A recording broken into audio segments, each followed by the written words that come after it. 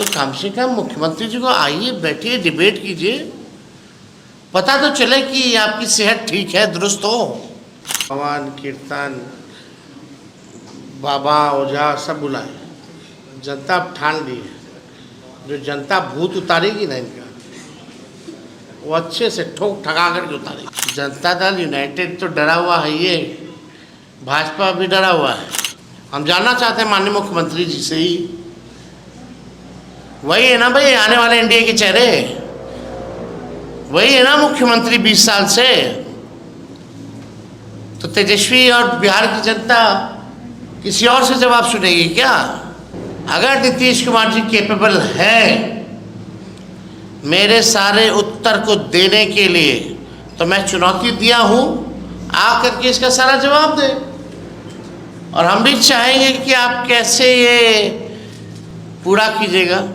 नौकरी का राह तो तेजस्वी ने दिखा दिया, कई पॉलिसीज भी बनाई, आरक्षण भी बढ़ाया जो आपने लटका दिया, खत्म कर दिया। तो कम से कम मुख्यमंत्री जी को आइए, बैठिए, डिबेट कीजिए, पता तो चले कि आपकी सेहत ठीक है, दुरुस्त हो। लोग सवाल उठाते हैं इसी वजह से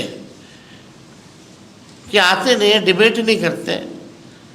अब बोलते हैं तो अपने बड़ों की इज्जत नहीं करते। कहा उन्होंने, क्या उसमें हम जाना नहीं चाहिए, विषय हट करके हो जाएगा। हम लोग मोदी जी की तरह रोने वाले थोड़ी हैं, हम लोग को कोई फर्क पड़ता है क्या? लेकिन सवाल है कि आप 1 रुपए से पूरा खजाना का लूट करके, भ्रष्टाचारी लोग, जो लोग डरे हुए हैं अधिकारी, वो 20 साल में 1 रुपया दे रहा है ताकि बिहार के बच्चों का, हम लोगों का वर्तमान और भविष्य को बिगाड़ दे, बर्बाद कर दे। ये घूस नहीं तो क्या है? हम किसी चीज़ का विरोध नहीं कर रहे, लेकिन जब हम आएंगे, जब महागठबंधन की सरकार बनेगी, तो महिलाओं को आर्थिक न्याय दिया जाएगा, ना कि उधार देकर के वसूला जाएगा। हम लोग आर्थिक न्याय करेंगे। हम लोग 2500 प्रति माह उन गरीब महिलाओं, बहनों, माताओं के खाते में देंगे, जो कि उधार नहीं होगा। और इस कैबिनेट नोट में भी लिखा है कि भाई 10,000 के बाद जो है समीक्षा की जाएगी। तो साफ तौर पे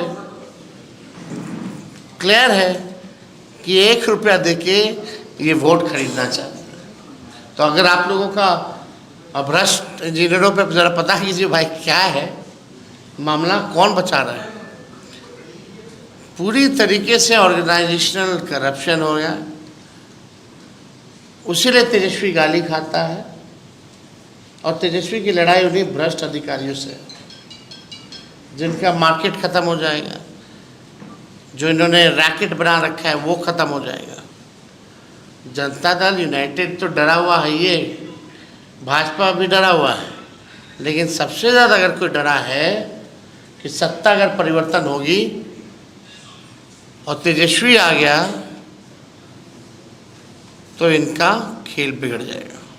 लगातार जिस तरह से सरकार घोषणाएं कर रही है, बता रहे 7 लाख करोड़ का बोझ होगा, तो आपको लगता है कि यदि महागठबंधन की सरकार बनी तो आपके लिए बड़ा बोझ होगा और यह संभव नहीं होगा इसको पूरा करना?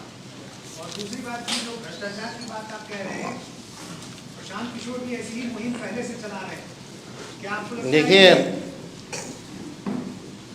पहली बात, जब हम लोग सरकार में आएंगे तो हम अपने तरीके से काम करेंगे, हमारी अपनी योजनाएं होंगी, और we will make it sure कि जो बिहार का पैसा